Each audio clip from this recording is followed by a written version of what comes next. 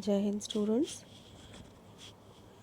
In our last module, as we have studied about three important components of map, that is distance, direction and symbol.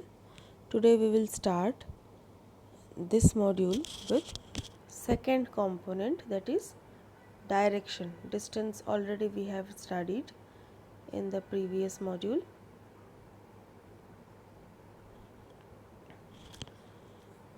Generally in the maximum map you must have seen the map with an arrow, with a letter N and arrow.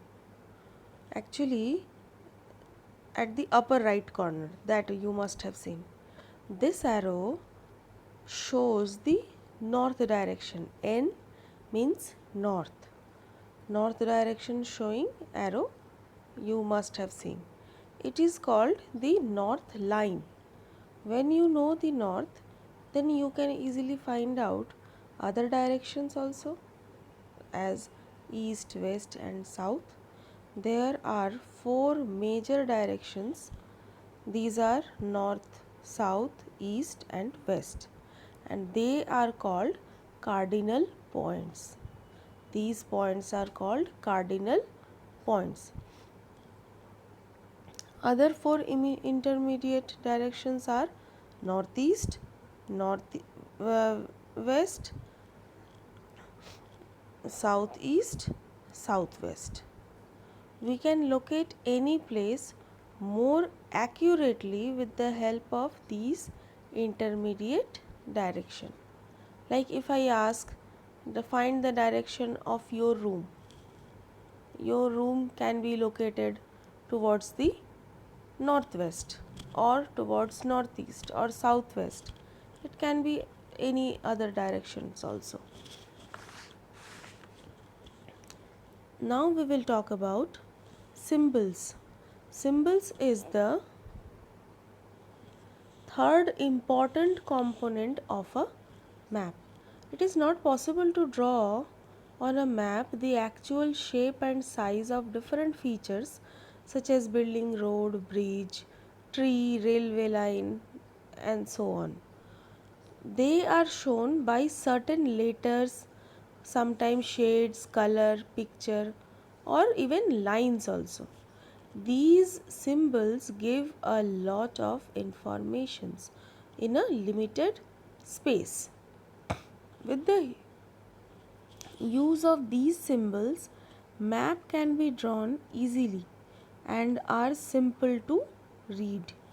Even if you don't know the language of an area and therefore cannot ask someone for directions, you can collect information from maps with the help of these symbols. Maps have a universal language that can be understood by all. There is an international agreement regarding the use of this symbol, and these are called conventional symbols. You can see in this image. Here various colors are used for the same purpose. For example, generally you can see blue is used for showing water bodies, brown for mountain, yellow for plateau and green is for plains.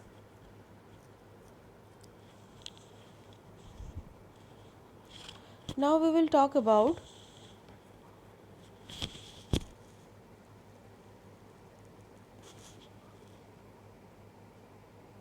sketch. A sketch is a drawing mainly based on memory and spot observation and not to scale. Sometimes a rough drawing is required of an area to tell where a particular place is located with respect to other places. Suppose if you want to go to your friend's house but you don't know the way, your friend make a rough drawing to show the way to his house.